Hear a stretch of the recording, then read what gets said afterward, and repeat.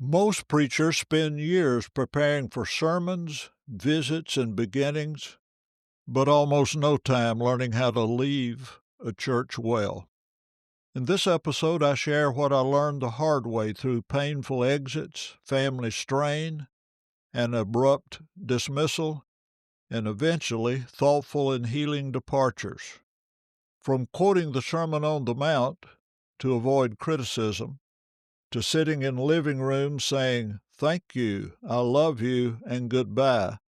This is a candid look at how endings shape congregations, families, and future ministry.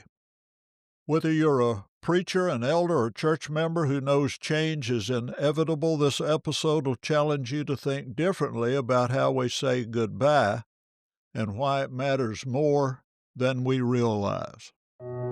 Welcome to Gleaning Mustard Seeds with Jerrie Barber. Mr. Barber is a preacher, a ventriloquist, a barefoot runner, and writes 2 blogs. When Jerrie communicates, he encourages people, try not to learn very much. Find a mustard seed. In the next few minutes, try not to learn very much. Look for something you can do to move a mountain, remove a stumbling block, or provide a stepping stone for yourself or someone else. And now, here's Jerrie with this week's mustard seed. I never had a class in college on how to leave a church.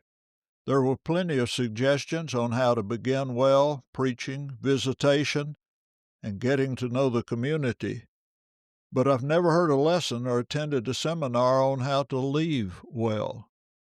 In this episode, I'll tell you how I've done it, starting with some bad examples in my early ministry and some improvements in later years. In the first church after getting out of school, we found out we were expecting our first child. When he was born, we received no increase in our $100 a week salary, which included $10 a week for grocery allowance, and we were living in a cold house. When we told them we were leaving, they said they had thought about giving us some more money. Those thoughts didn't buy baby food. We wanted to get another place before winter. My entire plan for my goodbye message at that church was to preach a sermon that nobody would criticize. I quoted the Sermon on the Mount. Nobody criticized it.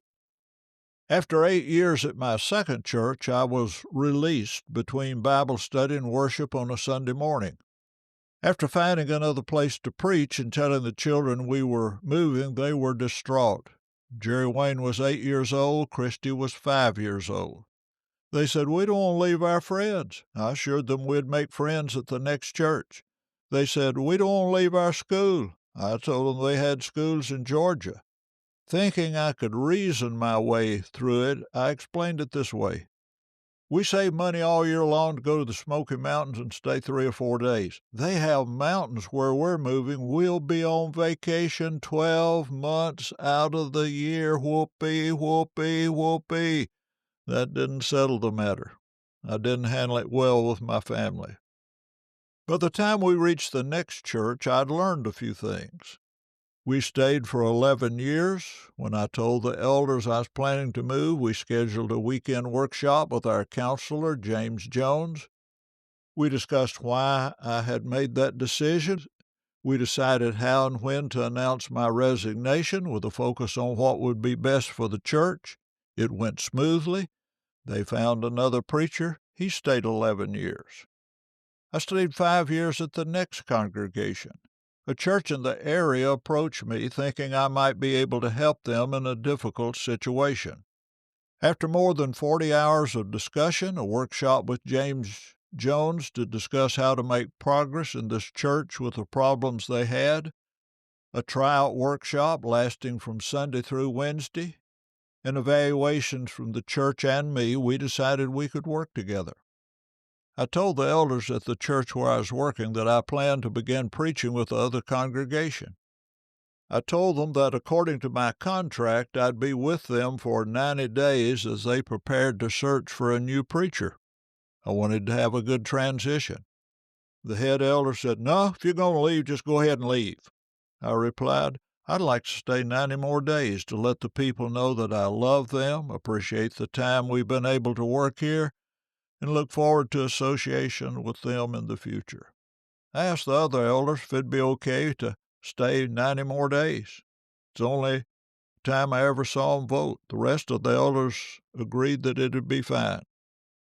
In our discussions, I told the elders at this my last full-time work that I planned to do interim ministry in the future. I wanted to leave in time to give myself a few years to do that work.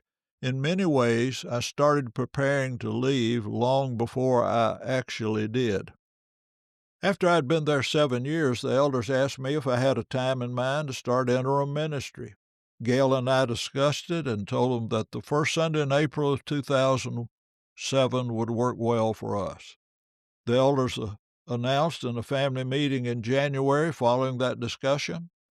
I resigned about 4 years before I left. We had time to plan well for the transition.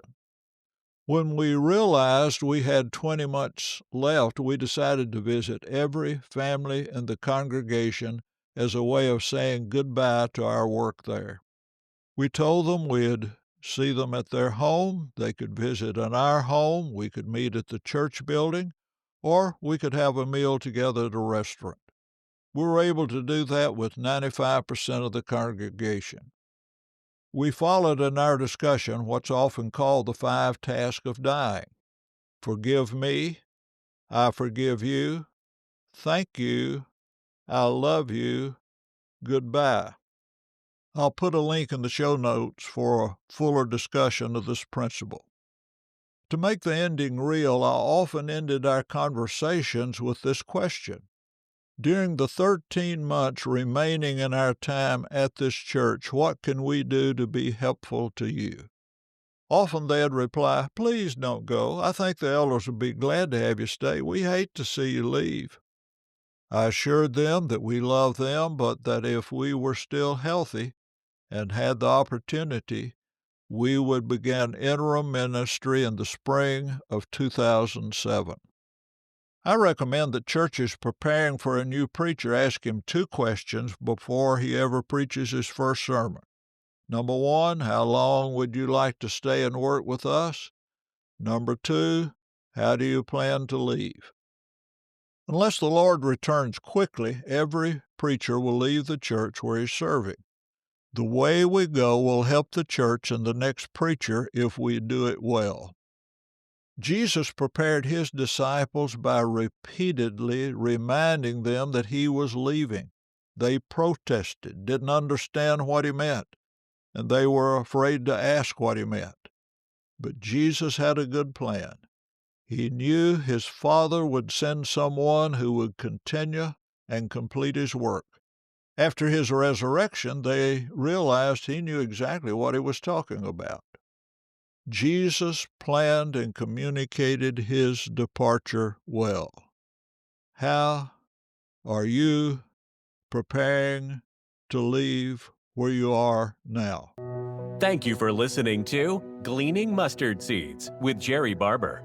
If you found a mustard seed, send a text or email with the link to a friend. This podcast is brought to you in partnership with the Ministry League Network. Ministry League is a global platform dedicated to equipping Christians with the tools they need for ministry, worship, and personal growth. Featuring over 50 podcasts created by members of the Lord's Church, Ministry League provides uplifting and biblically sound content for all ages. Through the Ministry League app, you can access these podcasts, a digital songbook for worship, free Bible study materials, curriculum, and other ministry resources to strengthen your walk with Christ. Don't miss out on the latest updates and podcast episodes. Subscribe to the Ministry League YouTube channel for daily content and exclusive insights into the work of the Lord's Church, or visit ministryleague.com to explore what's possible. Ministry League, equipping you for every good work. Thank you for listening. Jerrie looks forward to next week as we continue to collect and plant mustard seeds.